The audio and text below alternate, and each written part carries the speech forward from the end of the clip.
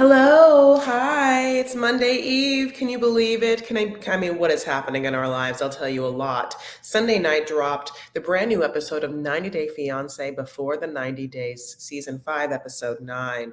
And also another episode of your girl's favorite, Love Off the Grid, honey. That's the episode 3. I forgot to tell Wab that I'm going live now. Okay, so here we are. What did you guys think of this episode? I was a little mad about the editing because that's fine. We didn't get any Kimberly and Usman, and we got no Spella and Johnny.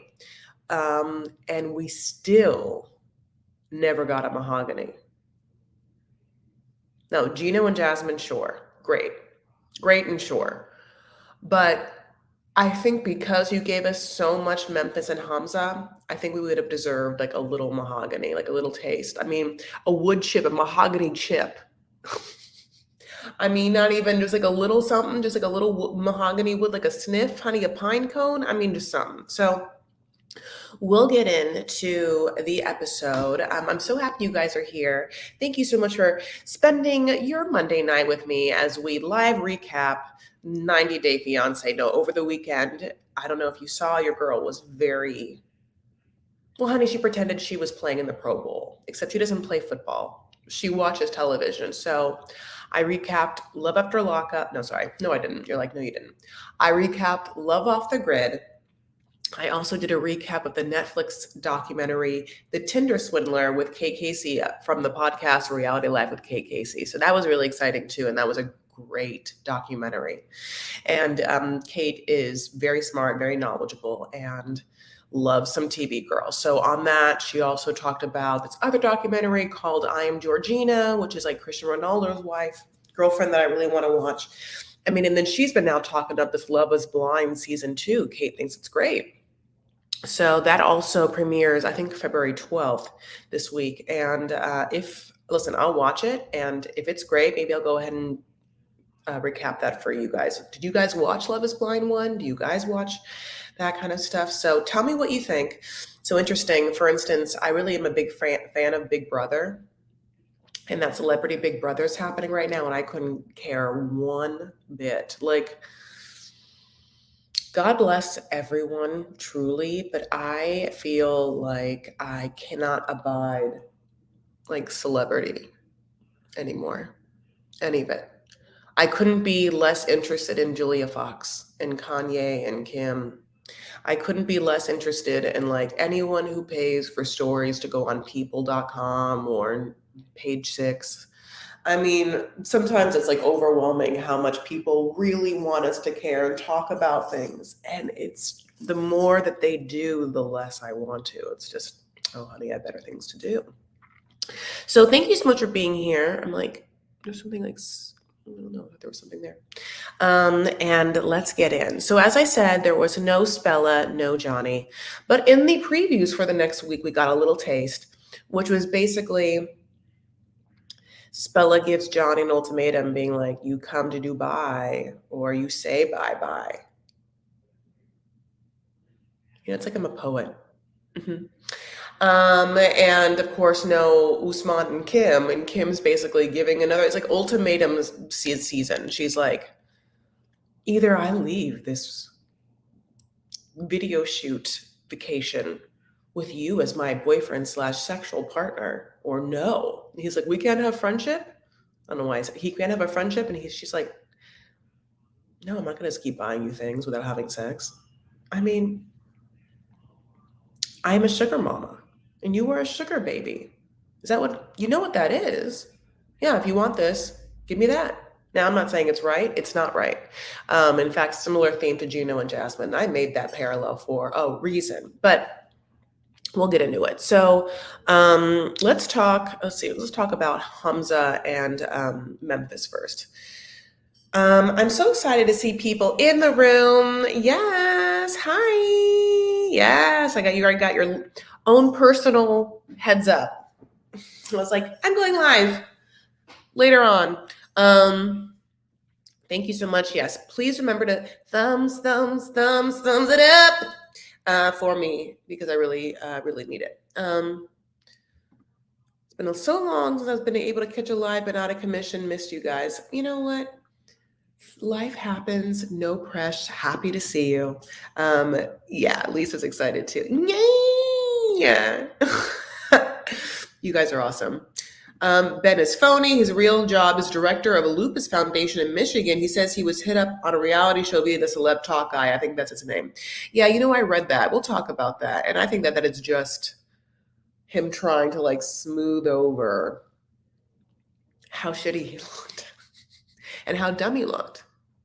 So I think he wants to so bad, like Ben wants so badly to be like, hey, it was in it. It's a reality show. So we're not just all like, you are embarrassing and sad. Another theme of the season is depressing old men. Depressing old men. And it's not just this season, but boy, did it really ring home this season. By ring home, because we heard it from our homes, Jasmine screaming it from Panama. Okay, so, but I will talk about Hamza and Memphis first. So, as we know, they have like gone to get, I don't know, something from for their marriage thing or something, and they are horrible for each other and shouldn't be together. And they wake up like after drinking together, and she's like, well, finally we had sex and it was better. So they're like, oh, one down, billions of things to work on first. But no.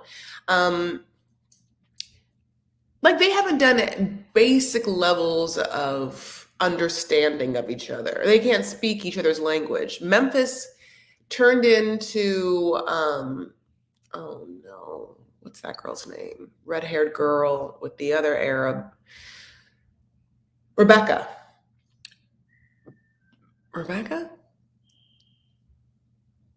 When Memphis is like, me hungry, me tired. And it's just like, he's not going to learn English by you saying horrible English. Sexy time, me want sexy time. You want now sexy? Like, you're just like, that's who's doing who a favor. You're not doing anyone a favor. But they wake up, they go talk about something over lunch, and that something is whether they're going to get a prenup. She's worried about, I think, her kids and their future. It feels like she should probably lead with that, because instead she's just leading with, well, what if you get divorced? You're not going to take all my money. Now, this is like very much something that should be talked about like a long time ago, not before like they're about to like leave and get this marriage thing, and they don't remedy it. She gets documentation, and then he is in the car with her, and she's like, okay, so when we get married, like for the wedding, like who's going to pay for what? And how much money do you have? And he's like, 0. You're making me feel bad. Now, here's the thing. Memphis has every right to ask all these questions. Oh, for sure, right? Except that these are questions like, why didn't you ask any of this while you were still in America? How now, brown cow? No, I'm just kidding. Oh, that sounds horrible, but that's a Dr. Seuss thing. But I didn't mean it like, I actually didn't mean, that sounds actually bad. I actually just said a Dr. Seuss thing, and then it sounds like I'm being rude to her. But anyway, I've always thought Memphis is incredibly beautiful. She's hot. Memphis has like a sexy ass body, honey, and I'm not alone. They had this conversation over a meal where she kind of like always wants to know, which I get, like whether he's into her body or whatnot. And he gives her like, she says she wants meat. And so he gives her like what looks like a sausage link. And then she's like, you're trying to fat me up? And he's like trying to be like, I like fat because fat means fat boobies. And like no one is, big boobies not fat, and I mean, that's not entirely true. I definitely know skinny girls with big boobs. I definitely know bigger girls with not nary a boob. But some of those big girls with not nary a boob just have butts. That's how bodies work. We get this sound clip, and he's really into them boobies, honey. Okay, so um, it's like you watch this situation, and you're just like, I wouldn't do it. Why would you do it? Why? I mean, truly, like, absolutely not. And knowing she has kids is hard. And he feels bad because he feels like she doesn't trust him, and he feels like she's making him feel bad. And the truth of the matter is, Hamza, your mom never told you that, like, if you want to get married, you should probably have like some things going for you first? Because I love that woman. I love a Hamza mom. And yeah, I think that, like, across the board, if you don't have any savings, nothing in a savings account, and you're still like 20 nothing, I would consider waiting to get married, right? I would also, if you have no savings, not have children. If you don't have any money, don't get married, don't have children yet. You're still single. You're still working on some things, aren't we all? I mean, it's fine. My God.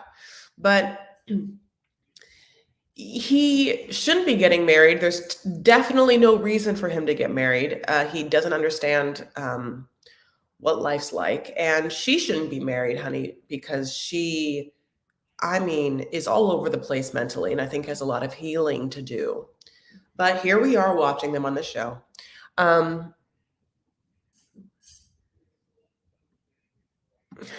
Memphis should go on Married at First Sight. I see absolutely no love between these two. Okay, but then I see a green card between them and a woman in lust. It's true.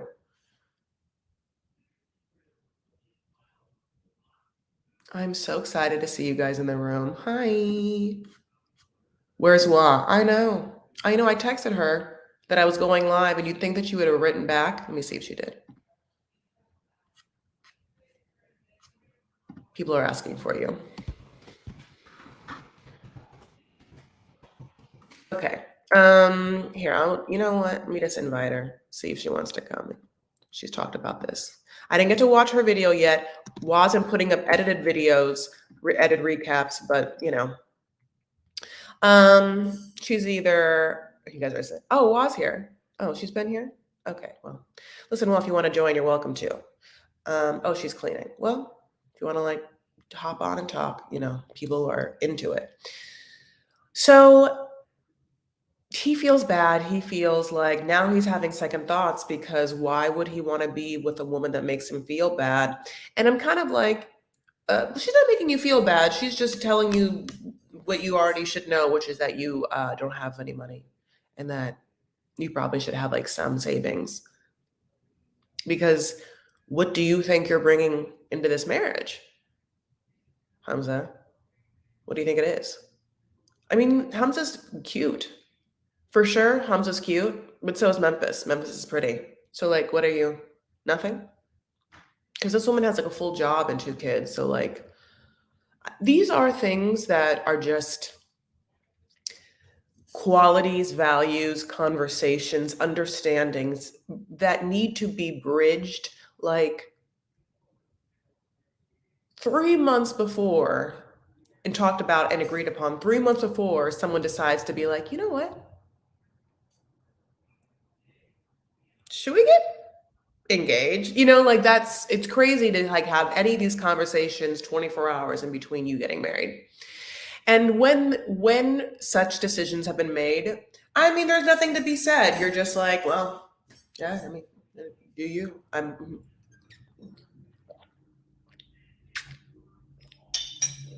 I think Memphis is hot.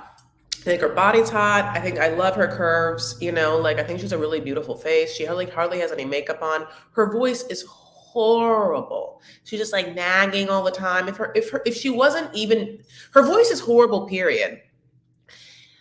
We want this. Why? At one point, she's like, I tell you, she wants to eat beef. She like, God bless her. She's like, I'm so hungry. I want something that goes meow, Meow, like, girl, like, there's no cats to be eaten here. Oh, just kidding. Moo. So now the fact that she is definitely whiny and makes horrible decisions, that's one thing. Her being, physically attractive is just another thing. So, but I think that her main priority was someone who would be attentive to her, so at least being able to say good morning, and someone who would make her feel sexually desirable. And Hamza has done check and check of those two things, and then she's just decided that he should get married to her. And let this be a lesson for us all. You don't have to marry that person. You don't, yeah. You don't marry that person, honey. But okay, so basically, them talking about how they're going to pay for a wedding and Memphis realizing that she's going to pay for everything is hilarious. And especially when she's like, okay, but when you get to America, it's 50-50. And it's like, okay, well, he doesn't have anything. I mean, he just told you he has no money. Zero.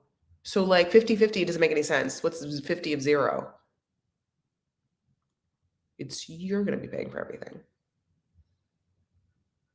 I'm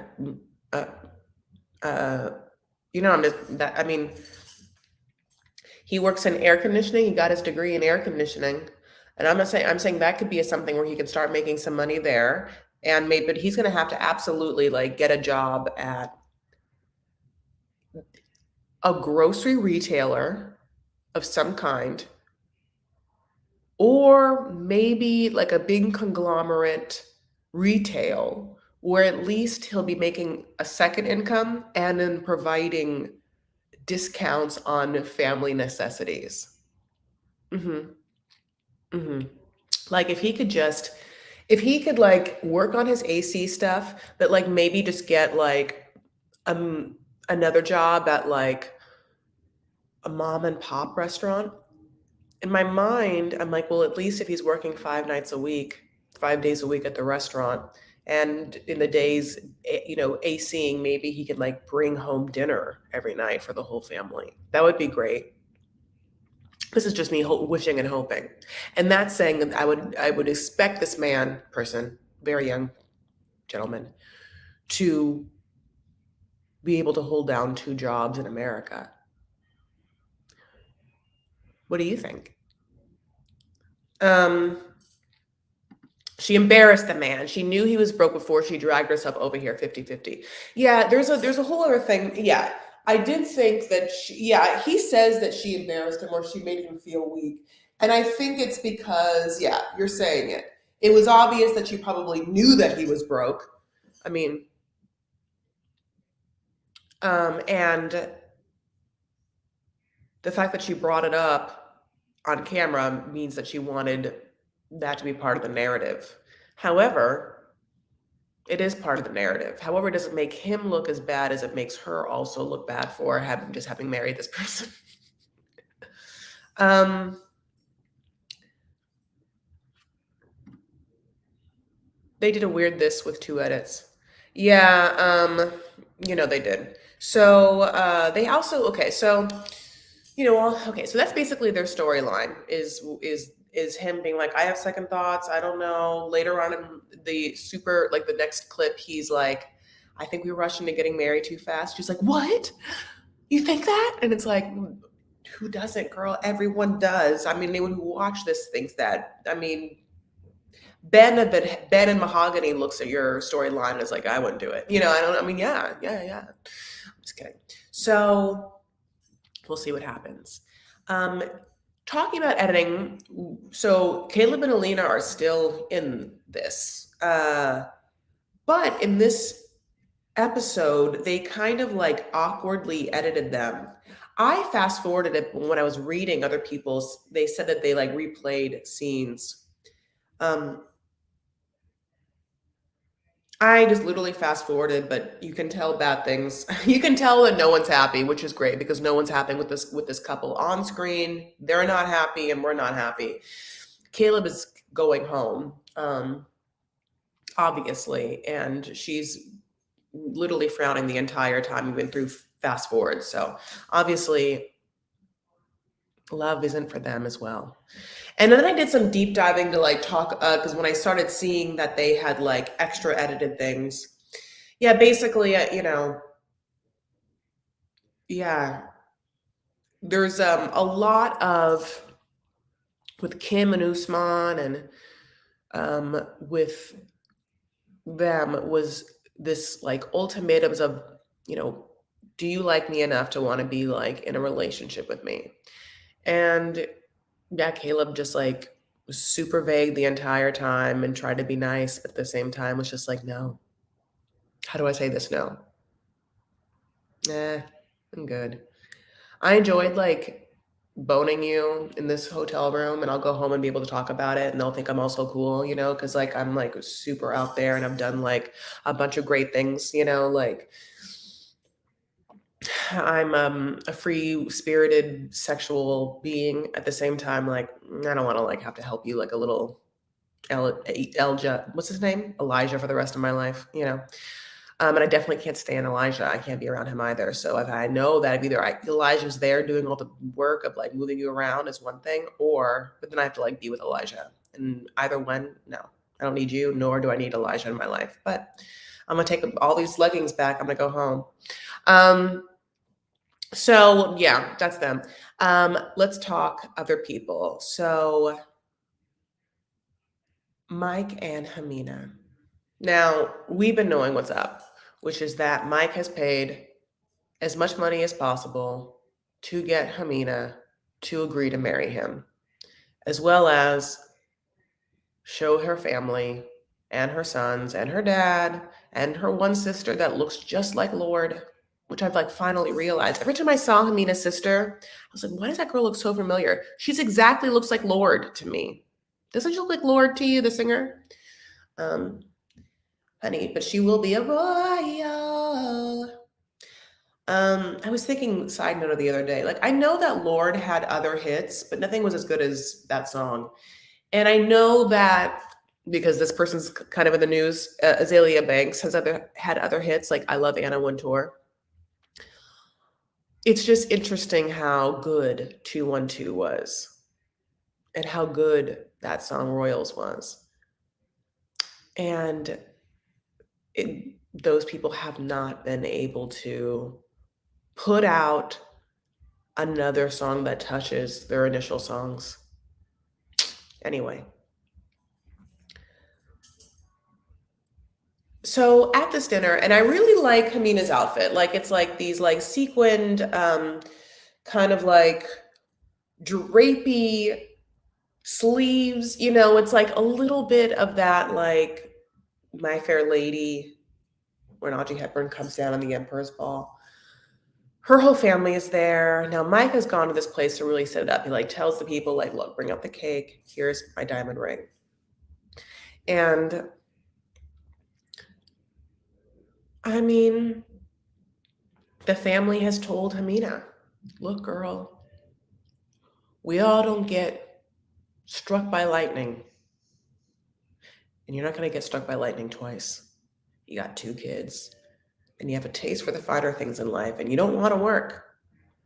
So let's just say it. Every time that man says te amo, stop laughing and look him in the deep eye and then just be like, te amo. Ximena just rolls her eyes every time. Te amo. Te amo.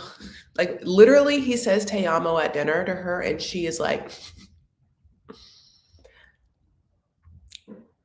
te amo. And then her sister Lord looks at her. She's like, Ximena's not into it. Not into it at all. Mike is trying so hard. Mike's like, at dinner, they all sit down and Mike's like, Ximena, you told me I needed to change some things and just wanted to know, is that all better now? Do you think I'm better now? And she's like, well, yeah, maybe you haven't like farted on me in 24 hours. But you did make dry ass, broken ass, hard ass pasta. And I mean, yeah, this place is nice. And my dad's gonna sure enjoy this steak. So yes, you've changed. But absolutely work on it when you're home.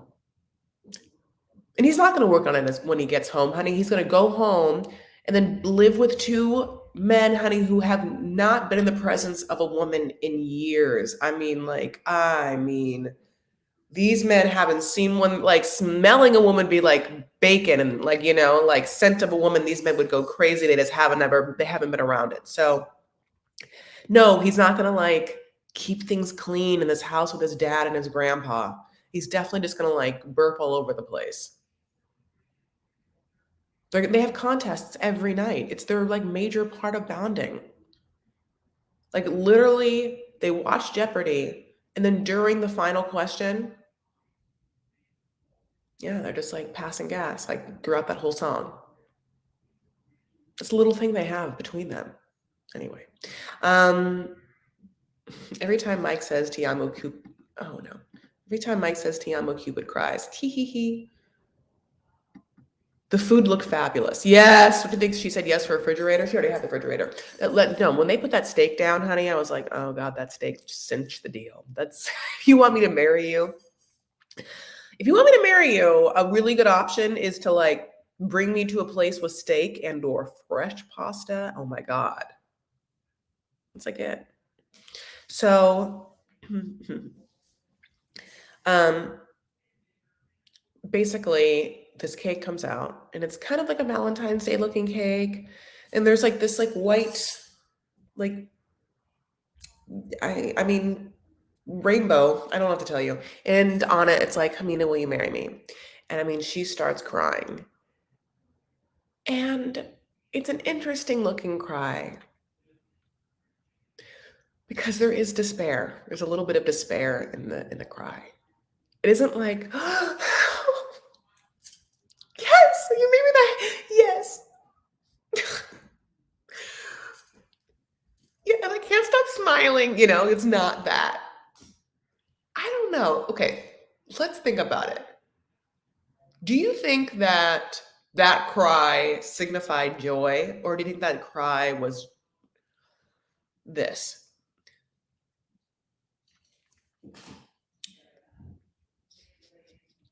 Dad, do I have to? Oh, yeah, I do. Okay. See, yo contigo. Like I don't. You tell me. Te amo. See, I can say it. Te amo. Te amo you, Marie. Thank you so much. Thank you, thank you, thank you so much. Lovely, lovely. Te amo. Ana behibik, honey. I don't know how to say anything else. Look at Wald doing the Lord's work too. I just hit that like button, honey. You just did? Oh, 28 minutes in, Wah. Honey, she's been sitting in this dark room with not nary one light bulb on. She just flipped that switch. Thank you for the super chat. And I'm playing, but also please thank you and also like this video. Yeah, she cried out of despair. Definitely the second one. Her dad cries, and those tears are real happy to have Mike as a family. Yeah, the dad is like, look, Lord, can you listen? Now it's your turn, honey. Now, like, I can get a taste of this life, and where this man just has to know that he has to like pay for us all the rest of us. That's on you too. Also, don't date hitmen, like your dumb older sister. Okay, so. Oh, I said it was yes for matching the fridge to the stove. Very interesting. So basically, she says yes after really sad tears. I mean, going through it. So she says yes, and they're all very happy. And, he has to leave to go back, and he doesn't want to leave. And it was interesting because we're at the airport. She's like, oh, I can't wait. I wish we could get married right now so I could go back with you.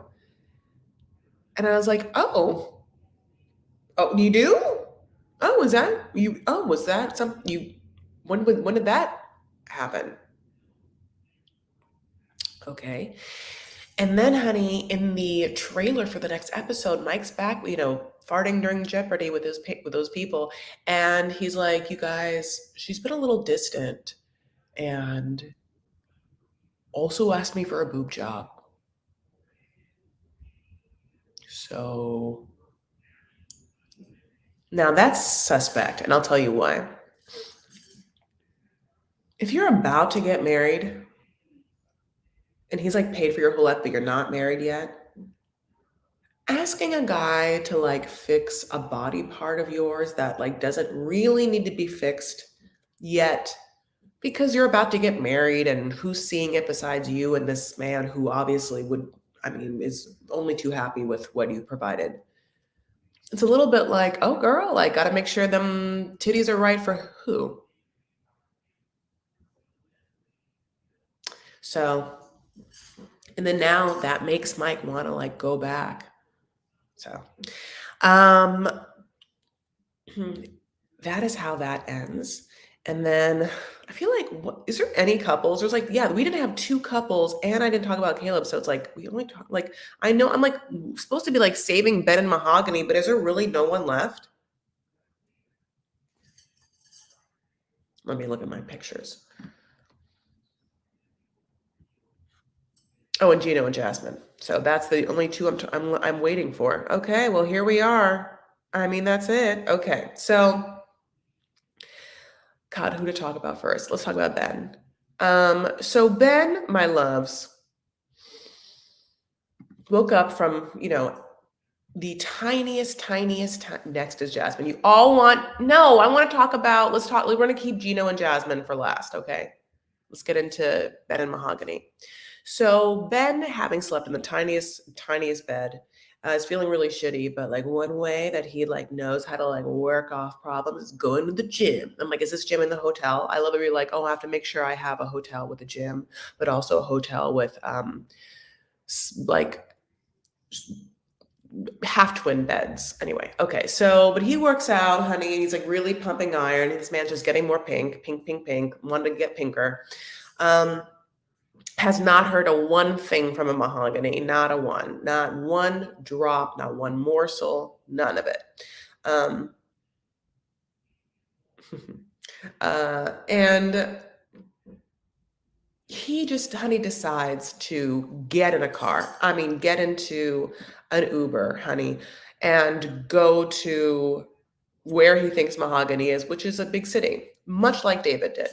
He talks to his friend first. He like FaceTimes his friend because, no one else is FaceTiming him. Definitely not his ex-wife, who is watching all of this, honey, with just a smile behind those spectacles. So his friend's like, yeah, I thought you'd be busy by now. And, Ben's like, well, I am a little busy, God bless. So he's very embarrassed though, but he just keeps saying that he knows that Mahogany and him are in love and their spiritual connection so intense.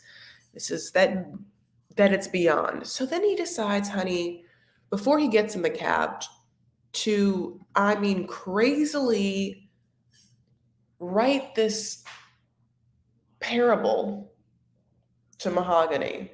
And it's like this banana story how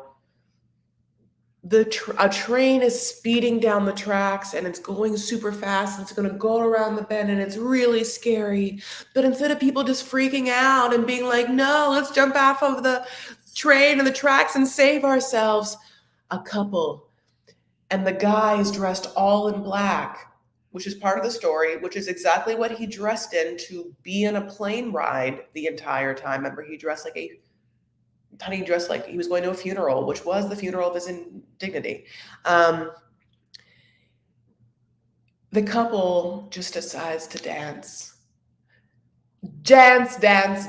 on this speeding train, and everyone just gets up and starts cheering the couple on for being incredibly scared, but also moving through it in a way.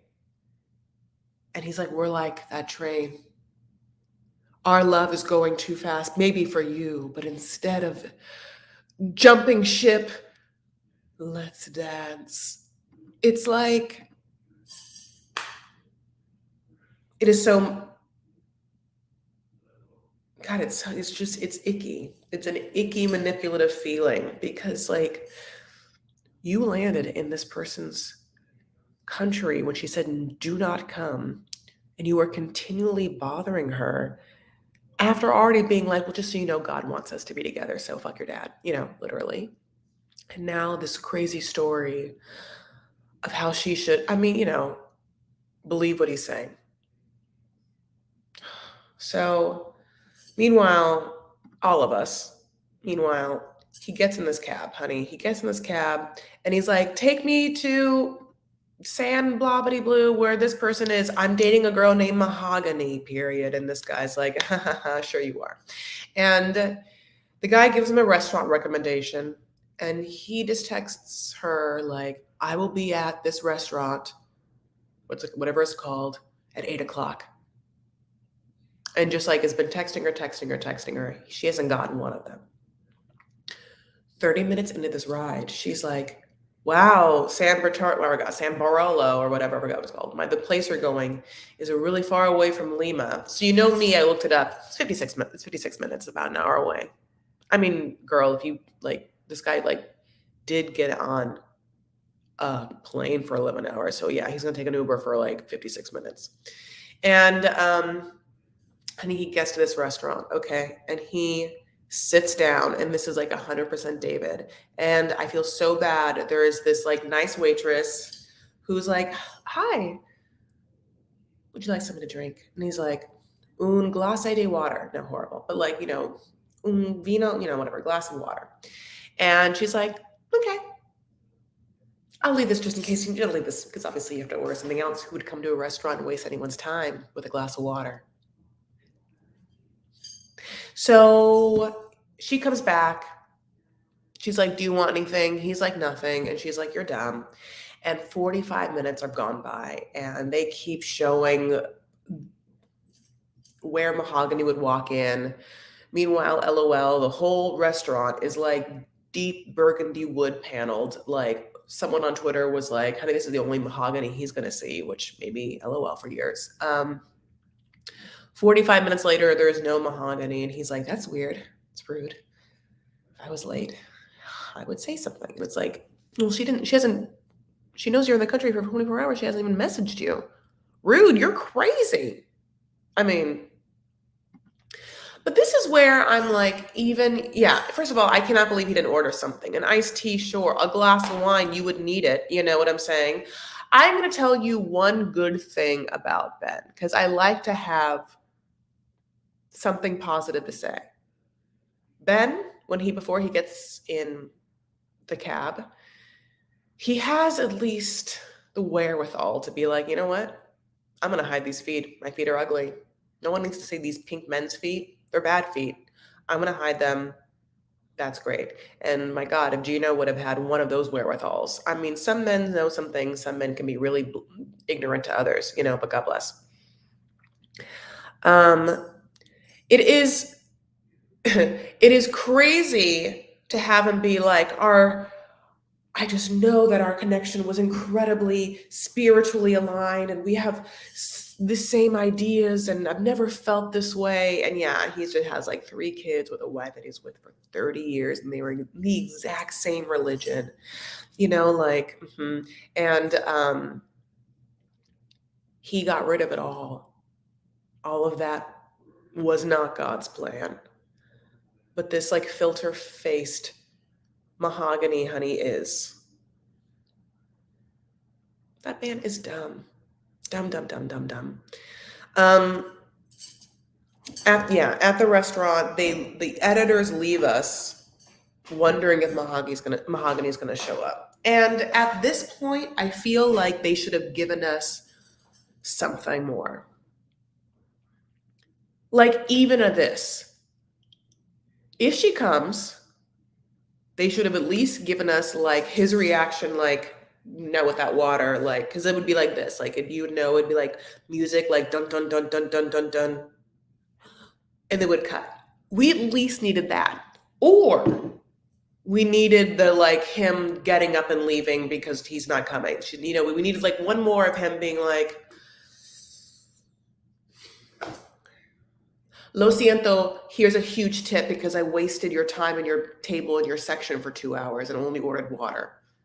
But say that in Spanish. I can't imagine how his ex must feel hearing this, but at least he's making a fool of himself. She must get the satisfaction out of that. I mean, Michelle, there's a God, and I know there's one, and God's a woman. His ex-wife has like some really great girlfriends, and they've been watching this whole season, being like, "Aren't you glad you're out? Aren't you glad? Aren't you glad now you like?" They're enjoying this is like poetic justice, which of course goes back to what someone brought up earlier, which is that yes, then Ben had this like conversation where he tried so hard to be like, yeah, it was a reality show that they asked me to be on, and like I'm just doing it, none of it, like, he doesn't imply that none of it's real, but he, I'm sure, wants so badly to try and save some face. And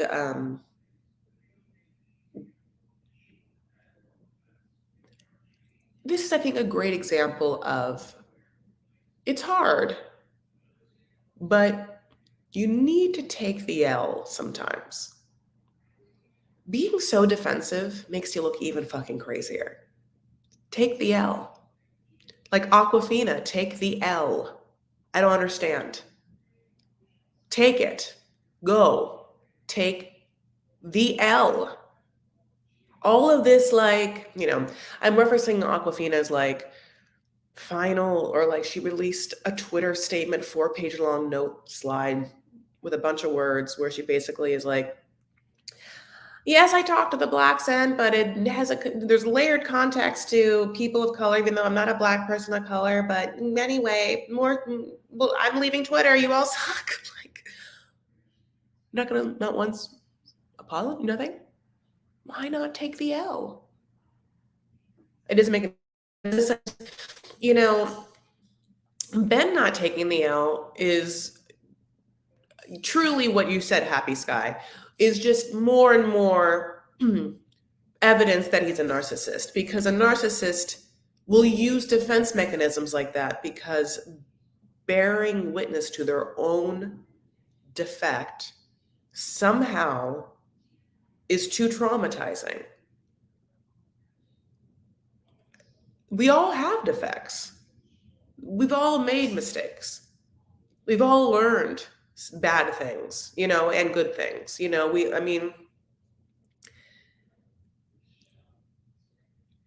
There have been changes in perceptions and culture throughout time. So specifically because I can talk about, like, as somewhat of a comedian, I'm not happy with sketches and jokes that I made 20 years ago. It was a different time. I wouldn't do that shit now, but it is part of who I am, and it's part of why I'm here now. You know who's taking the L in a really great way? Ben's ex-wife. That woman knows how to take an L. That woman took an L and then went on television. You see? So that's how I feel.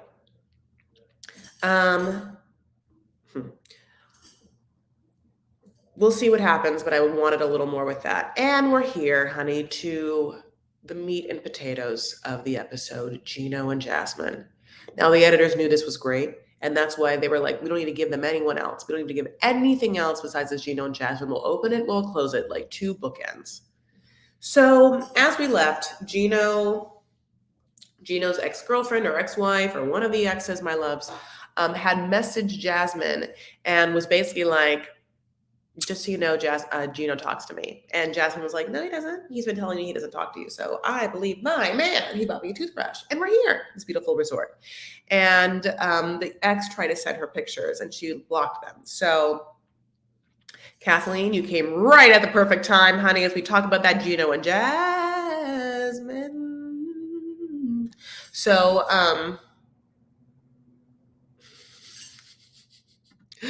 I agree. So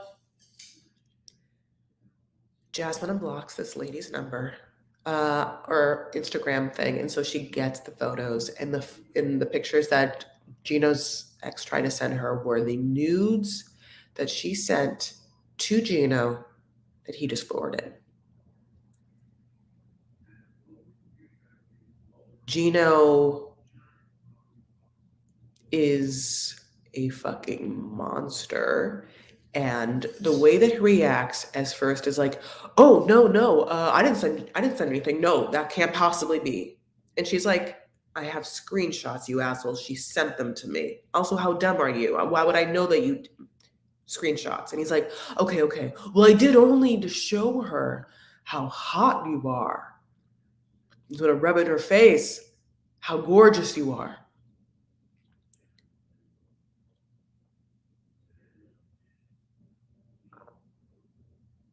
His inability to truly feel the weight and gravitas of what he did and take the L. Now he says, "I'm so sorry, I should have done that." But his defense mechanism, because she is screaming at the top of her lungs, and because he's not actually a good guy and has like no like integrity and no character, um, he starts throwing craziness at her, which is I only did it for that. I only did it to show her how lucky I am to have gotten you. Meanwhile, the girl then screenshots the text that surrounded the picture, which is him being like, yeah, she's so crazy. She like doesn't want me to talk to any of my exes. But like she's like sleeping right now, napping right now. So I'm just like talking to you. Like, you're just like, what else did he do? Was he like, "Hey, she's napping, pig, ooh, see, I'm boning this one. I just boned her to sleep." I mean, who the hell knows? Also, why is his ex even engaging with him? Is the ex engaging with him just so that she could turn around and do what she did, was just send it to Gino? Or just send it to Jasmine? And if so, was his ex contacted by producers to really send home a storyline that we would all hang our hat on?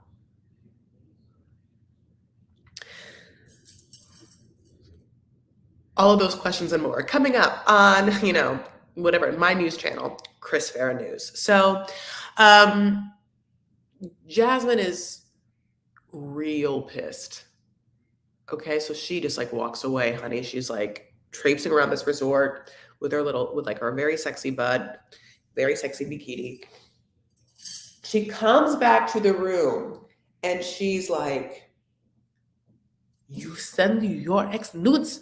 And he's like, "No, they're not nudes. No. Yes, you're topless, but but you're not nude." That coupled with the like, "I only did it because to show how hot you are," is just like, you are a like little slug. You, you. You're not a snail. Snails at least have something like a shell. You are a slug.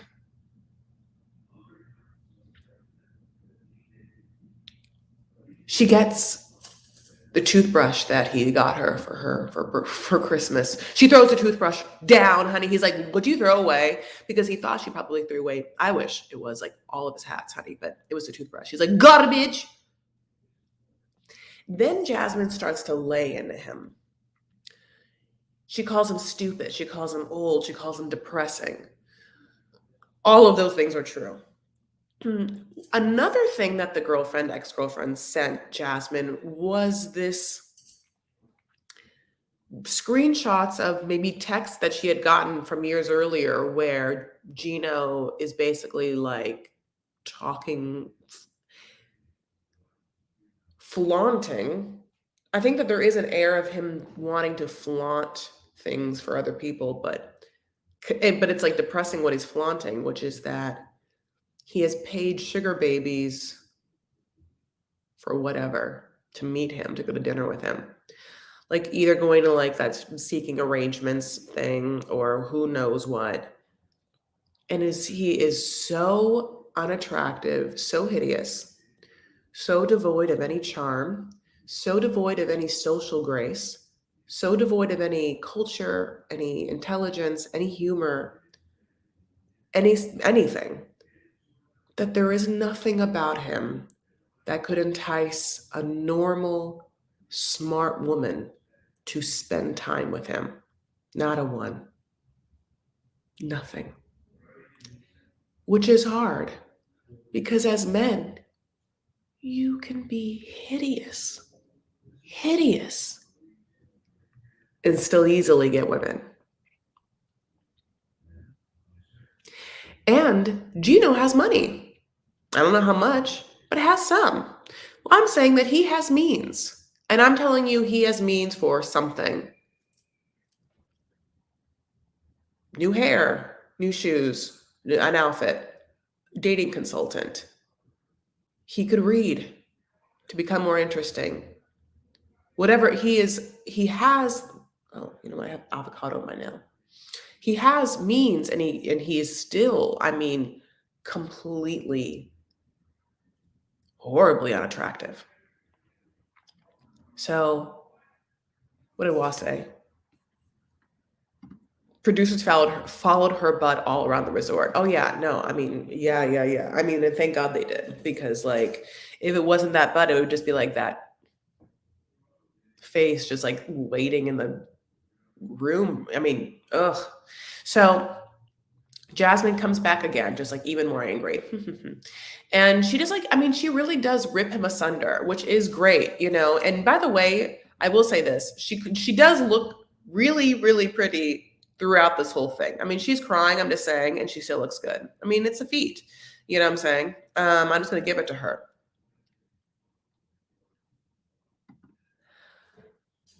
I feel really bad for Jasmine. And Jasmine isn't the most sympathetic figure. If this was like, if Mike was dating Jasmine, we'd be scared for Mike, because Mike's a good guy.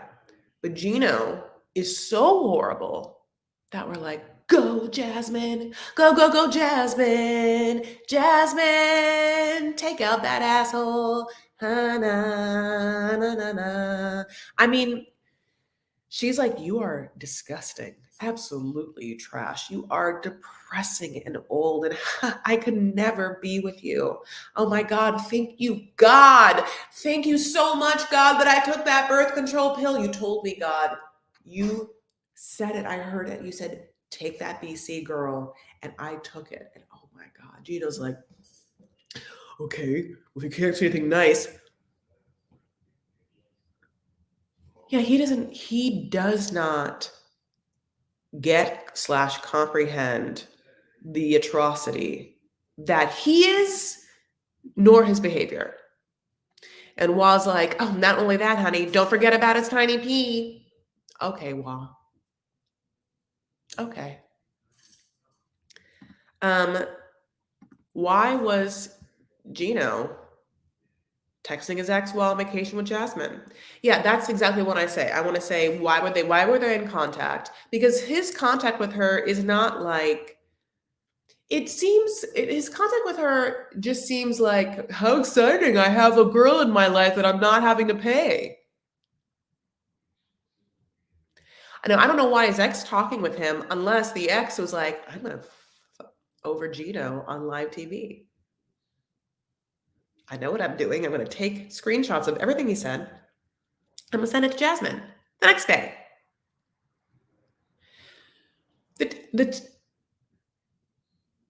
Yeah, so and/or producer got to Gino's ex.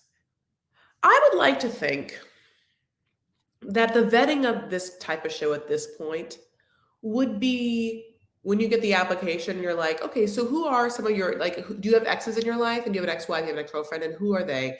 And if the producers do a little bit of research and contact the people on the sly, hey, just so you know, we're the producers of Fiancé. Gino puts you down as being an ex-girlfriend or something, and he's on the show, and we just want to be in contact with you. See if you can give us any insight on the character of Gino and stuff. Who knows? 100%, if Gino's ex that is sending these news and sending these screenshots, if she's at the tell-all, then Matt Sharp has been doing his due diligence. You understand? So we will see. The ex is just a sugar baby. Would she care? Okay, the ex is just an ex sugar baby. Why would she care? Be jealous of him having a girlfriend? She doesn't even care, Gino. Yeah, You can see that, but Gino, maybe he like trades. I mean, I don't. You're absolutely right.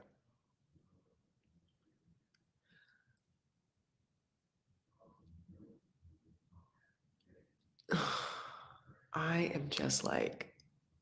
So anyway, so after she like rips him apart and she's just like, "You are disgusting, and I'm so happy, that I'm not holding a baby for you." Oh my God. By the way, look at me. Look at me. You will never in your life ever get a woman that looks like me or pretends to care about you more than I do. You're so dumb. You're dumb. You deserve a lifetime of pain, which you will have. So she leaves. But then Jasmine's been like marinating. And she runs back to that hotel room, honey, and she snakes and grabs that hat. My love, she grabs it off of my hat. That was a back shot. Wait. Oh, I'm gonna kill myself. Wait, I took a picture of this. Where is it? Oh, I thought I grabbed it. Is that it? She grabs off the hat. No, that's not the hat. But that is something that we're going to talk about. Why would she deal with this stupidity?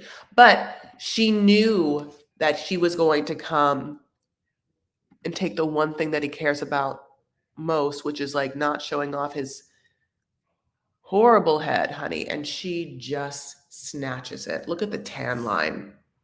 He's so sad. What is even reverse, like a reverse tan on his arms? Was he wearing like long gloves while in the sun? Why is his hand so white but his biceps so tan? It's the opposite of a farmer's tan. I mean, she yoinks it. She yoinks it, and she's going to throw it right where that toothbrush is. Now, I mean, in really like his moment of like absolute terror, puts another hat back on his head so goddamn fast. I love this moment. When she grabbed that hat, I screamed. I was so happy.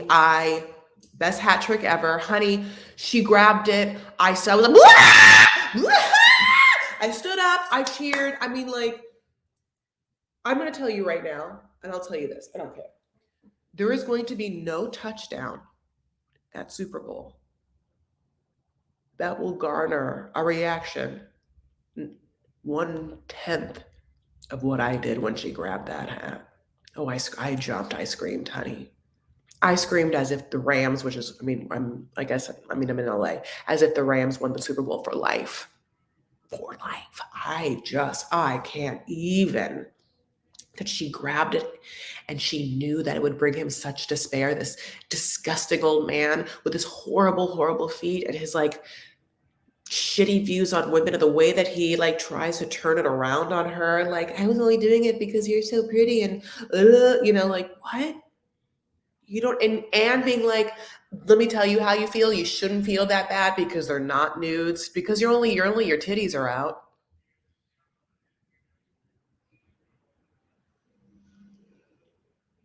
No. No. Oh my God. I want to skewer him, honey, like a shish kebab. I want to just his whole body on a wood stick over an open flame. If I could watch Ben and Gino get roasted by a panel of women, this is who I want the panel. On the panel of women, I want Ben, which is Ben's ex-wife, which we have shown her 5 billion times. I want Jasmine. Then Wall sent me this TikTok of this girl named Drew Aflalo. So Drew can be on it, and then Azalea Banks, because Azalea Banks just like read Kanye. Like, I need those 4 women to skewer those men. I mean, like Amy Schumer. And Lisa Lampanelli used to be a great roast master too. She's no longer like the queen of meme. That's fine. I want like a panel of those women just taking those men down, scrap by pink scrap, and I just want to bear witness. I want to eat gallons of popcorn. Now, I would love it. Nothing would make me happier. I'd cry. I'd cry. No, I would be. People are saying and Big Ed. Sure, I get that too. It's just that I haven't watched a lot of Big Ed since, Peen by Peen. Oh my God, yes. Like, I just haven't watched Big Ed in a second, but I know that he's horrible.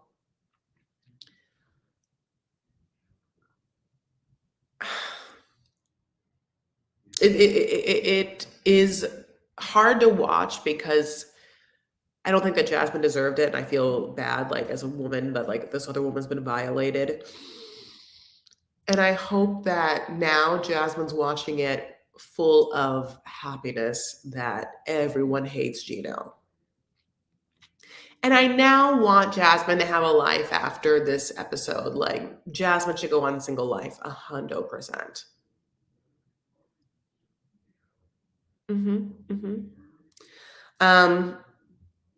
I love how she called his wiener depressing. Oh my God. She just like the way that she hit those F words, honey, it was you felt them, and Gino felt them. You just watched him just shrink. You're just like, I'm surprised he was like, it felt like at the end he would just be like a puddle on the bed. I'm surprised that when she grabbed his hat that he even had any strength left in him to like grab another hat. And it did, I mean, it was such a boss move. I'm so happy it happened. Was that the producer?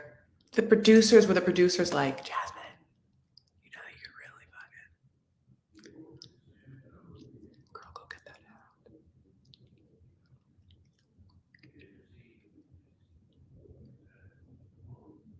And Jasmine's just like, okay. Goes up. Oh. And that producer that did that, like, thank you. Obviously, thank you so much. Thank you. I appreciate it. That's the other thing. Know when to take the L and know when you have to really give appreciation and admiration to someone who's given you a lot.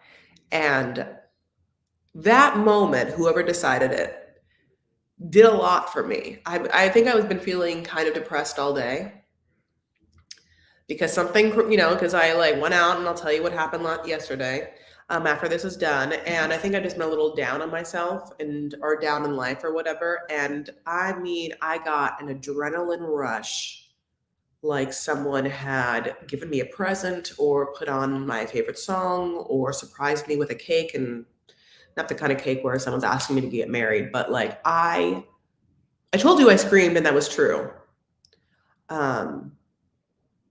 No, it did something to me. I feel like electrified.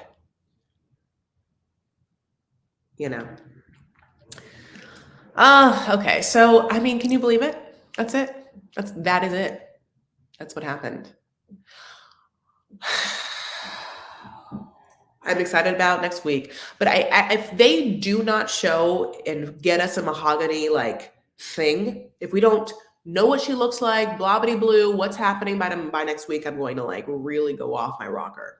So much so that I will tell you this. So when this ended, I was like, F them, and I'm gonna like find out about her. So Mahogany has a Facebook, and she like posted a video that I think another like 90-day Instagrammer put up.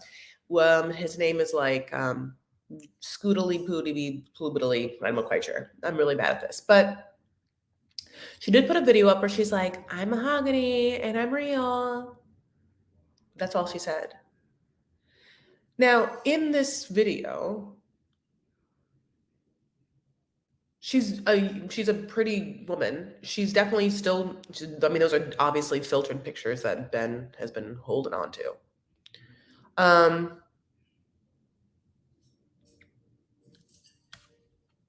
Okay, so let's talk about. Okay, JT, are you talking about? Did anyone watch the interview with his ex? Yes. So let's talk about this. And you said she said she met Gino at a point in her life when she was broke and mentally unwell. He took full advantage. They met on seeking arrangements, and he moved her and her 2 kids in with him. Seeking arrangements. It's on YouTube. Try to remember the guy's name. Is it Your Wet Sock? Is one of those people?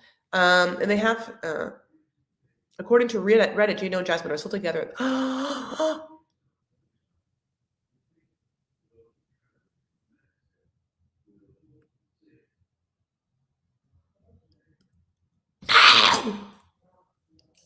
Know it! No!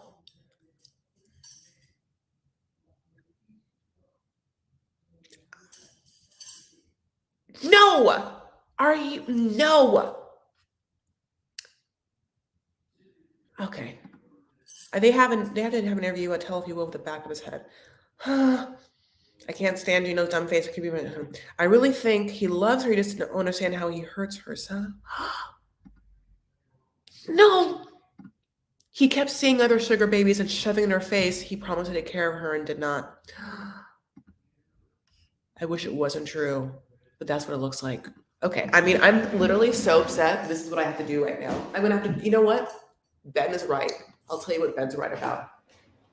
Ben's right that, honey, when you get mad, you let your body take it out. No, Jasmine, no, why would you do that? No, dumb Jasmine. He is a red flag. Pictures of you, he doesn't trust or value you. You're right. Depressing. Oh my God, I am just, no, I cannot. Are you insane? No, I'm so upset. If that's what it is, then I'm like, I cannot. Okay, I'm gonna be very upset. Do you understand? I mean, do you see what I'm doing? I don't want to be doing what I'm doing, honey, but I have. Because I told you I was electrified once you grabbed the hat. So now the energy is just like boiling over, honey, and I'm just gonna have to like really fucking just get it right now. Okay, that's fine. Okay. Thank you. Thank you very much. Okay. Oh God. You don't want to see it. No, you don't want to see it, right? You don't want to see that. You just really like want people to do the best for themselves. I think I mentioned in a live that's like it's hard for me to like. I don't like watching movies or television of people doing drugs. I don't like to see anyone hurt themselves in any way, physically. But at the same time, it's very hard to watch people, emotionally hurt themselves. Okay, well, I decided to finally join. So she is cleaning, but but listen, she clicked the link to get into the StreamYard. So she obviously has things to say. Okay, I'm going to have to bring her up and let her say what she wants to say. Oh my God. The lighting is beautiful. Look what I do for you guys. You couldn't have put on like one little light for us though? I have all the lights on. It's at a weird angle. Okay, I love you. Go ahead. You were mentioning something about sugar babies and the girl who Gino dealt with was in a bad place mentally. I don't know that we can hold him responsible for that because she put herself on a site to get money from men. And now if the behavior afterwards went out of line or she gave him, not saying that she's at fault, but I'm saying she put herself on the website. She did. So I don't like that narrative unless did Chris Farrah just take herself out? Yes. Anyways, that's all I have to say. Hello, everyone. Yeah. Anyways, there's that. Okay, well, what'd you do? Not even watch your video. By the way, everyone, Wa has an edited recap of this episode, which is gonna be like, short and funny. And I would highly recommend watching it, which I will watch after we're done. But wow, what did you do when you grabbed the hat? Listen, I was already up and like standing up when she threw from the toothbrush being thrown. I was already like, when they come back, I'm like, whatever. When she snatched that hat and then the producers didn't let her fight him, I was like, no. Y'all let her drink for hours. Let this play out. Let this happen. Because we need to, when he doubled down and was like, what nudes? I didn't do nudes. You were just topless, and so not nudes. I was like, no. And then when she's like, I'm going to show pictures of your tiny penis. And he says, oh, I don't agree with that. Like, he doesn't agree. His penis is tiny. Oh, I mean, it was the best. 45 minutes of content. Their specific scene was everything we have ever needed. And I'm sad that it had to happen with her being violated in such a manner. But Jasmine gave it to us. I think that if she gets one more season where maybe she has a little bit more levels as opposed to just like not crazy, she's going to like fight Larissa for the place of top Latina in 90 Day Fiancé history. So kudos. This is that whole thing. Kudos to it. Did you know that do you think that Gino and Jasmine are still together? I don't know. I kind of don't want to know. People have been saying that they are still together. And there's always rumors. People are saying things, but then they're being kind in the comment section where they're like saying, here's a spoiler. And then they go all the way down so that the spoiler isn't obvious. And I love that people are doing that. So I thank you for those of you who are providing spoilers, but allowing those who don't want them to review them. Now JT and we talk about her committing to that bathing suit, honey, for the entirety day and night, honey. I did talk about it, and I said she's better than me. I saw the bruises on her butt too, so I'm like, they have been doing things. And it was just very love after lockup for them to follow her around from the back and just show. I mean, I don't know what it was on regular TLC, but Discovery Plus showed all of her butt all the time. Here's Lisa. Oh wait, no. Here's Natasha saying. Oh wait, no. I'm sorry. Here's Lori saying, "I'll take her over Larissa." I'm not there yet. I'm not there. I can't be there yet. Larissa had like a lot more seasons. This is the first season of Jasmine. Yeah, and Larissa kept a lot of things secret. Like, we never knew that she was being treated like a sex doll. Like, we never knew all of that until one of her last 2 seasons or whatever. Like, Larissa, she milked it for all that it was worth and really gave us, like, we didn't know what was true, what wasn't true. She kept things secret, and then, like, we thought her and Debbie were fighting, and then they weren't. Like, Larissa gave us levels.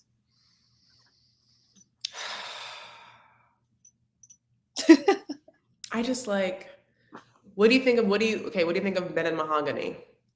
Well, here's the truth. There are pictures of Mahogany. I have a picture of her. So she does exist in some world. Now, whether or not whoever is the owner of that picture, right? That person has given the TLC Matt Sharp the permission to be able to show this face.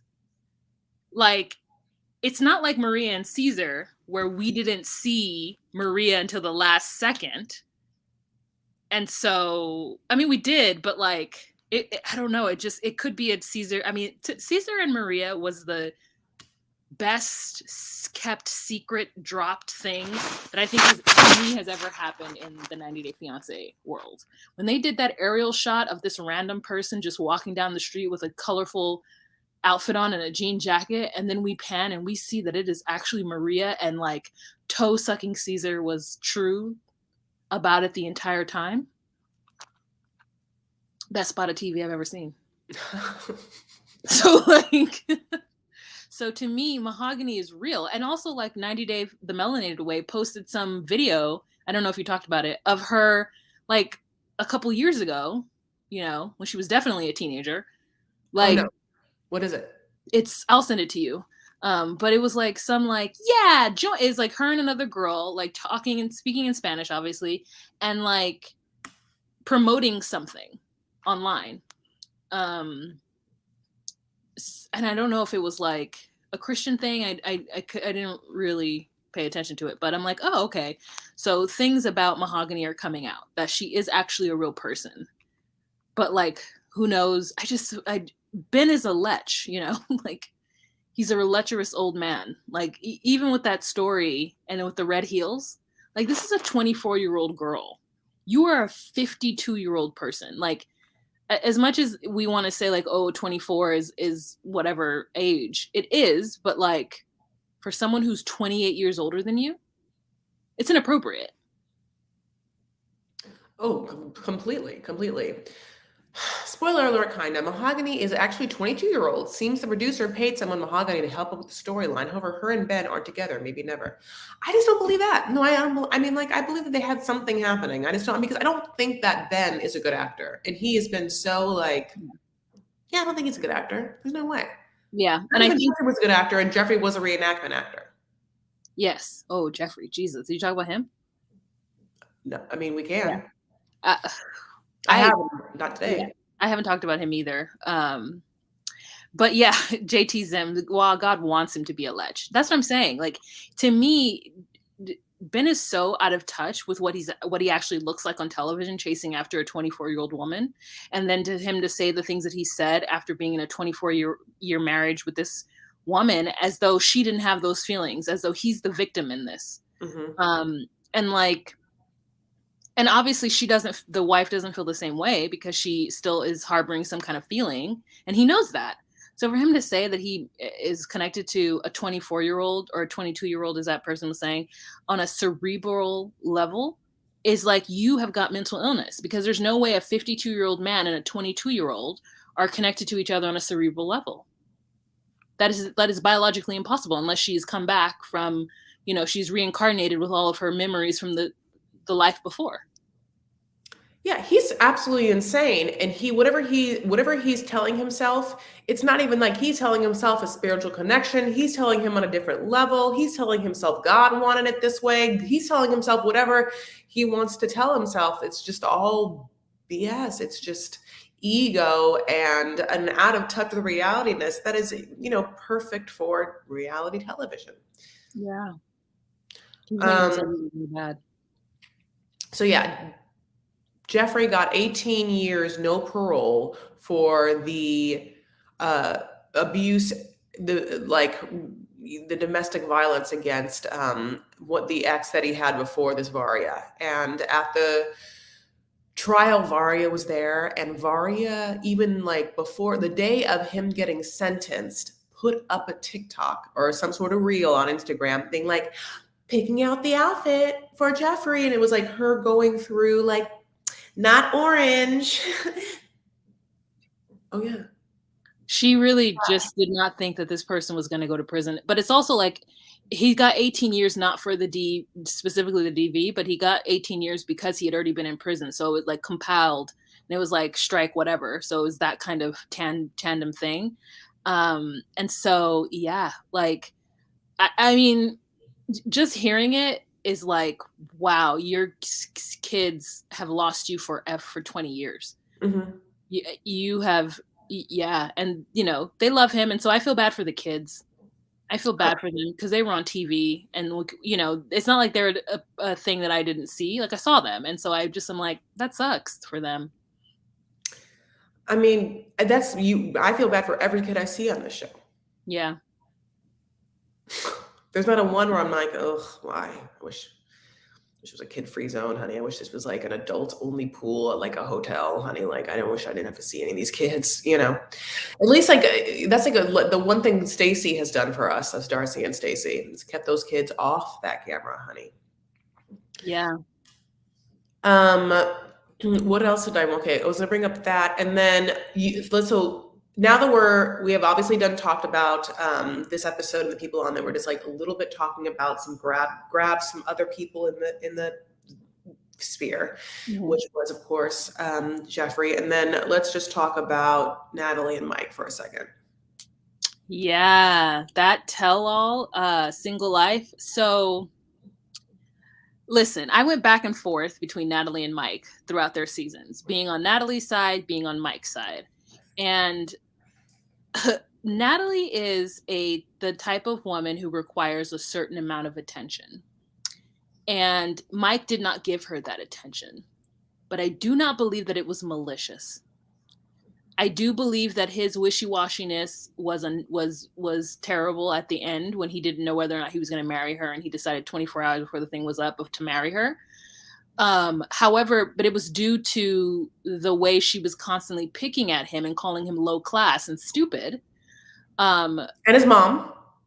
Yeah. Hitting her. Yeah. Yeah. And like being just so so rude because she felt like she deserved more and that she wanted him to give her more. But then she wasn't even smart about it. Like the thing about Natalie is that if you find yourself between a rock and a hard place, then you just need to hold out and do what you can so that you can solidify your place in this country.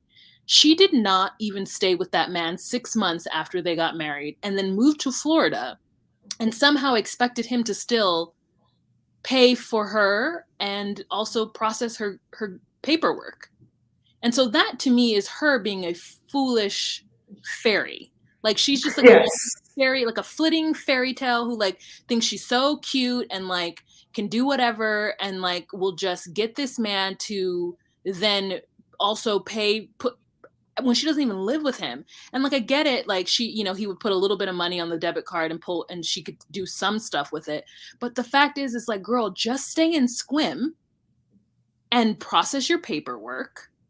Because it's not like, I mean, I guess whatever was happening to her was just so horrible that she just couldn't even be smart.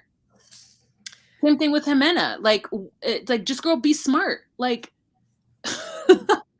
like there's a means to an end. And if you want it, yes, you might be upset, but like, just be smart. I love this comment.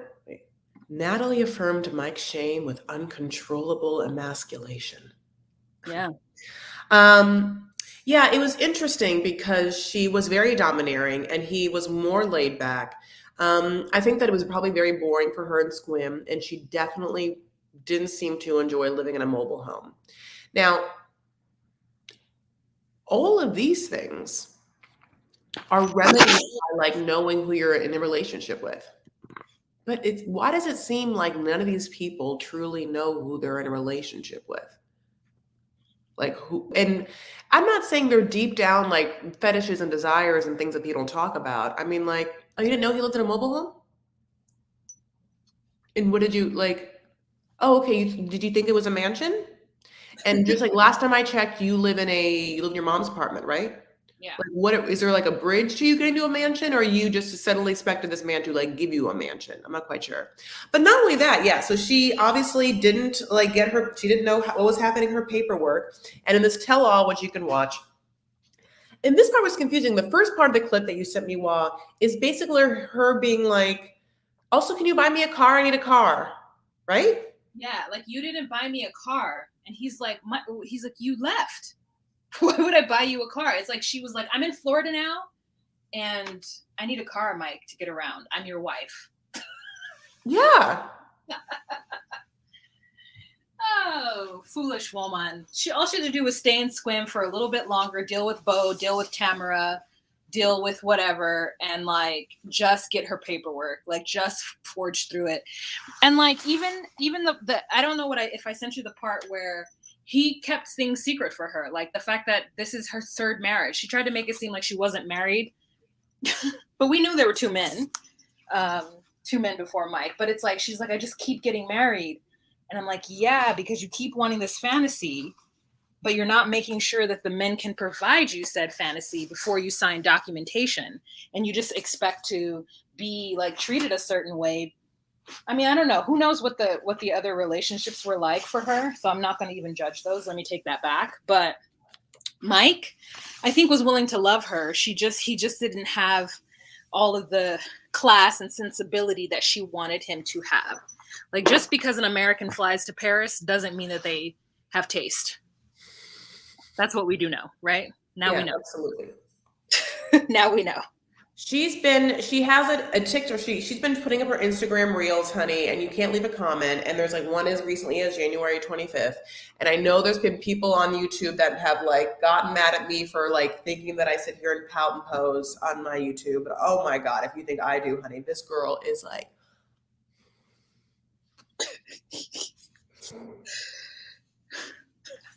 with She's those like, eyes, honey. Moik, Moik, I've given you 4 years of my life, Moik. I'm not a toy. I'm not a toy. I'm like, but he is? Yeah. Okay. Well, I mean, he's not controlling you. You're not even in a state. Yes. Not controlling you. And then when his mother suggests that you become an interpreter, you look at this woman and tell her that you're an actress journalist and that's what you're going to do. Like, you could have had your own money. You could have bought your own car. He would have supported that. You had options and you chose to not do that. Isn't it like it's just like these are all choices that we make, hon. We're making choices, babe. You know, here's the other thing about her saying that, like, she wanted to come and not have to work. And I assume that that'd be a conversation that her and Mike should have too. Hey, when you get there, like, so when you get to America, like, what do you want to do? You know, like, and she was probably like, oh, you know, I get to do my acting and my journalist work, my very intense press work, you know, whatever it is. I don't know, you know, but like I don't think that she was like, well, Mike, I can be an interpreter, you know, like I think that everyone is like hearing and not asking what they want to hear, and they're not asking what they don't want the answers for. You know, I think that we have to, as viewers, because someone said it and it's right, that this show has gone from kind of unbelievable to raunchy and toxic. I get you, but we can take positive things from it, which is we are going to learn from people so that me and you and our friends like Francois and whatever are not making bad mistakes. Yeah, we're not. I know you want to go. Oh, go ahead. We do make those mistakes. We're not signing up to be on TLC to do it. Yeah, we're just making mistakes in our life, honey, off screen. Which, by the way, happened to me. Like, I went and was like out drinking outdoors yesterday, and I met these two guys. None of them had wedding rings on, honey. At one point, one shows me pictures of his kids. It's like when they're at my house, I clock it. And then later on, this one that I liked a lot, his other friend's like, he's married, and I love his wife. I have to tell you, she's great. And I was like, you know, anyway, so that was literally, I was like so pissed this whole day. And then when Gino grabbed that hat, it felt like a victory for us all. I mean, not Gino, Jasmine. And the last thing I want to say, well, because I know that you're also reviewing Love Off the Grid, you saw that a new episode of that dropped yesterday. Oh, it did? Oh, so it comes out on Sundays. They're trying to overwhelm us. Oh my God. I would have gone live today had I known. Actually, you know what? I don't know if it dropped yesterday or maybe it dropped today. Because when I did watch 90 Day Fiancé today, and Love Off the Grid was there too. So it's one extra episode, and the like name of the episode is like it's like a hillbilly or something like a redneck Playboy mansion. And when they said that, I know they're talking about Joseph and Miyaka, right? Gino and Maisha. Like, that to me was like, oh, that has to be about them. They just want to like get a bunch of like bevy of women just to like come stay at their place, build the mansion. They want the Playboy playmates to build their mansion.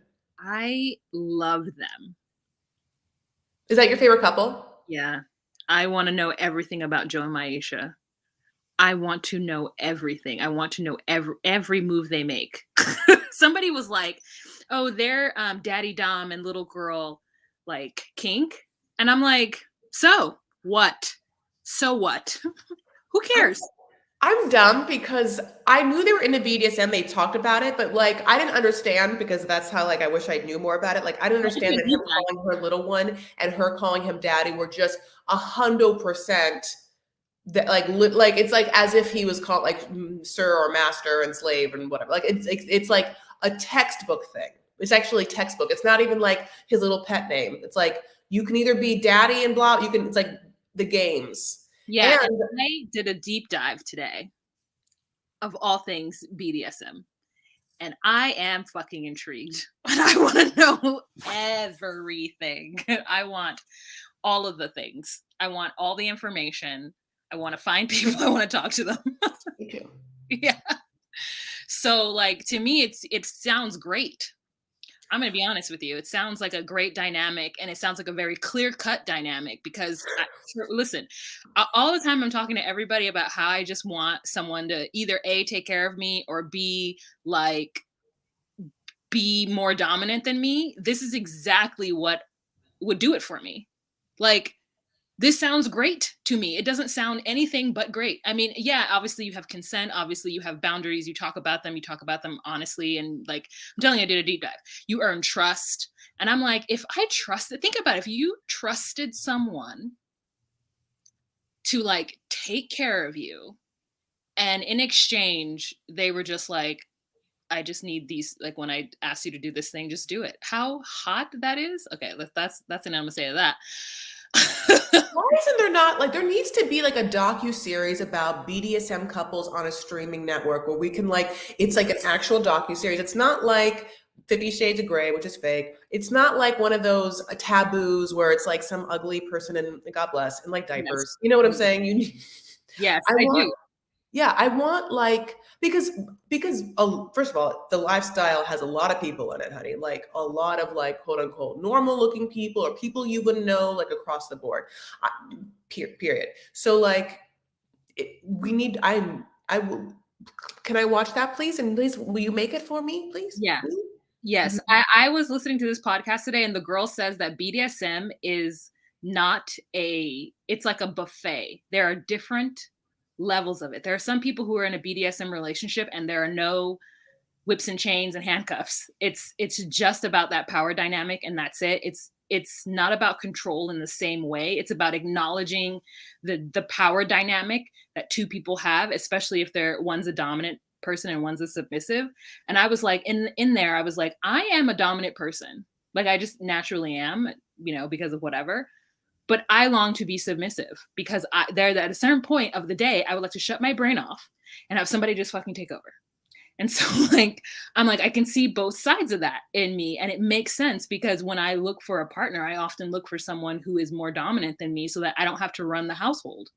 I mean, in a whatever way. Like there are certain things, there are certain boundaries. I'm like, you're not gonna tell me how to raise my kids. Like I'll fight you. But like there are other things where I'm like, do it. And so if Maisha feels comfortable enough with Joe to call him daddy and feel like this man is going to take her into the future and like whatever, then like, why don't I want her to be happy? Why am I going to judge the situation and be like, oh, this is what abuse or, and it can be, but if you treat it with respect, then it isn't because both parties are happy and kind of fulfilling whatever role that they want to fulfill.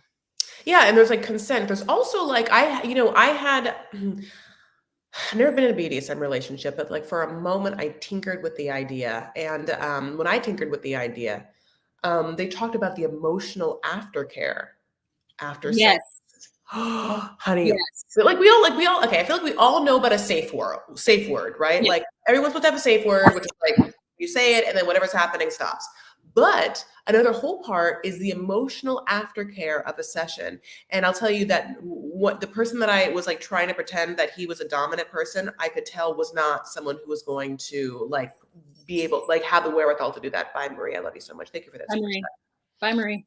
Yeah, no, yeah, you definitely have to have both sides. And you have to want to take care of the person that is submissive to you. And afterwards, there is this like moment of like pampering or cuddling or whatever it is that person needs, and it's not because they're in pain, but it's because of whatever the thing I was listening to says like you literally your brain chemistry kind of changes because it's like endorphins and stuff like that happens to you. And so sometimes afterwards you're like shaking it, and again, not from pain but from like pleasure or from like whatever you get from it. And so that dominant taking care of you afterwards, I'm just like, can you just get like a regular husband to do that?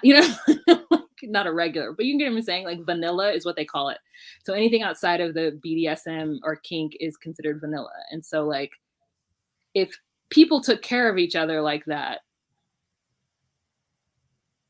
I don't see that we'd be in a different place.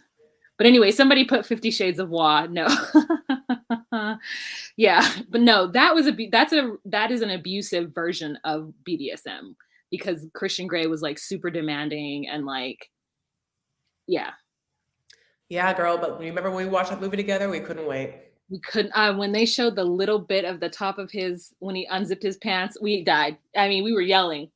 Chris and I were in the movie theater. We were in the movie. Chris and I went to the theater to see, okay? Like two grown ass women in the theater, like, and I had read the books already. I read them in New York. And so I remember literally being on the train, being out in public, like, being like, looking, being so overwhelmed while reading the book. When he yanks out the thing, honey, when he yanked out that thing, honey, no, that was another moment. Oh, That was a whole, yeah. But anyway, so I'm on a deep dive right now with BDSM just so that I could better understand Joe and Maisha, because I know people are going to be like, oh, this is weird. And I'm like, nah, I support your kink. I support all kinds of kinks because who's saying it's weird? somebody said it, not even say it was weird, but they were just like, girl, that is a DDLG situation. And I looked it up and I was like, oh, daddy little one or daddy dom little one, whatever. And I was like, haha. So, I mean, listen, he's earned her trust and I support it. And if ever she feels like she doesn't want to be there, she will leave. This isn't like an R. Kelly situation. It isn't like one of these dangerous situations where people are being locked up against their will. Like the whole purpose of it is to earn the trust and then to use the safe words or to know the boundaries before you go wherever you go. And so like if any point Maisha just like, no thanks, she can walk away. Yeah, absolutely. Yeah. All right. Well, I know you want to go. Thank you for hopping on and, Thank you for having me. your 2 cents. Love you so much. And, I'll see you later. Okay. Bye, girl. Bye. So you guys watch her recap. She did 90 Day Fiancé, which is still what you're watching this live, but she also did Live Off the Grid first 2 episodes. So did I. And then I'm assuming that we'll both do the next episode. So yeah, my loves, that is it. I have never even seen this DDLG stuff. Oh, do you know there's a stigma about DDLG stuff because it intersects with patriarchal yoga stuff? Okay, I don't even know what that means. Dom daddy little girl? Is that what it is? If it is that, then it's like me just making it up. I mean, whatever is sexually appealing to 2 people, hopefully if the basis is that these 2 rational of age can give consent people to come together, you can play however you want. I mean, a lot of people do a lot of what could be considered taboo or not PC or whatnot things, like there's a lot of fantasy play that it can be considered very dark, I don't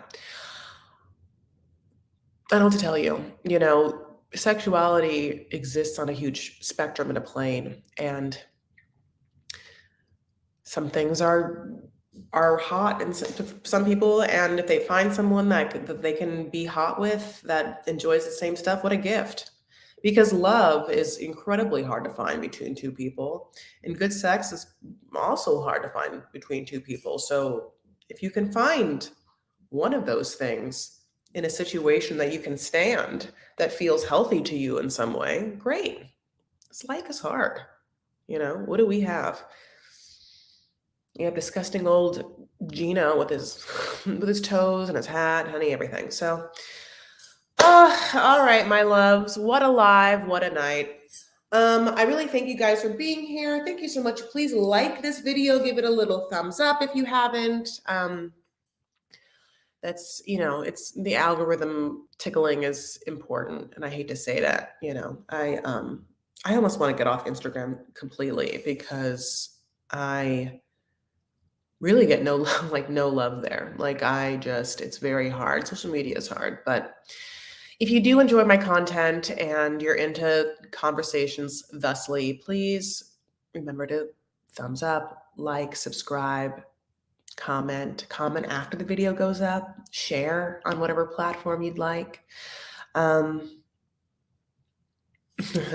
Sorry, I just realized it's in real life, it's Monday, but it's my Friday. My universe is off work. Oh God bless for you. Yeah, no, it's definitely Monday. And now I'm going back to sleep. Do it, baby boo. To sweet dreams of all of the beautiful thoughts that we've given you. To go to bed too. Um, yeah, my loves. Other than that, I will do the lives coming up that I want to do, like I said, Love Off the Grid and stuff. I have to. I'll be traveling a little bit later this weekend, but I will do a 90-day fiance come Monday, so a week from today. It won't be Sunday night. Also, it's Super Bowl. I forgot about that. Not like it, not that I'll be watching. You already heard. I already cheered loudly for my touchdown. But people have lives, I guess, and people might be at those parties. So it'll be for sure Monday.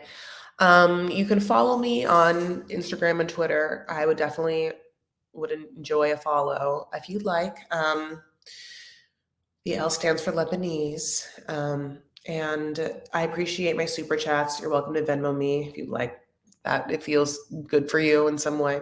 But no need, truly, your presence and engagement here is more important. I think it's not coming on for 2 weeks. Oh, is that true? Really? Ugh. Well, fine. That makes sense because they don't want to go against Super Bowl, honey. Fine.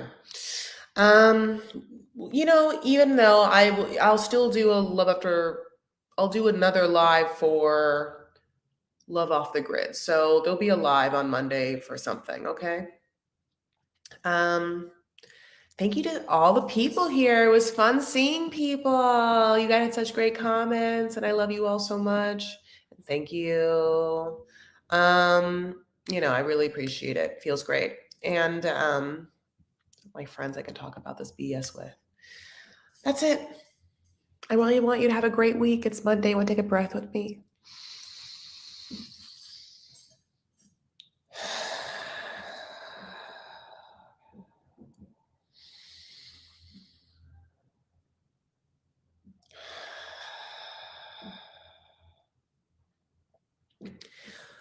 Let's learn our lesson from Ben, which is if you feel any anxiety or things come up, maybe just take a walk, put the energy in your body and get it out. Like me being very mad that someone's telling me that Gino and Jasmine are still together, I had to punch it out, and I get that. So maybe take some time and try to, in the moment, be able to see and label your feelings as if you are above yourself seeing it. And then in order to process them sometimes movement is a great way to do that. So, you know what I'm saying? Okay, everyone's saying Billions. Did you watch Billions? Made Married Couple? No, I do not. No, I haven't seen Billions. No. So did I do it? Yes. So you're saying that I would like that? Okay. Christine's down. Thumbs it up. It's true only because there's no good people in this world for me to be like any sort of romance with, and it's so annoying. So, all right, my loves, that's it. Lisa, I love you so much. Thank you for everything. Thank you for everything, Beth, Patricia. I appreciate you guys. Okay. All right, my loves. Take care of yourselves and one another. Stand up for what you believe and make art. All right. Listen, find your subs, find your daddies, find your doms, find whatever you need. Consent, have fun, have a safe word, and don't forget your emotional care aftercare plan. Bye.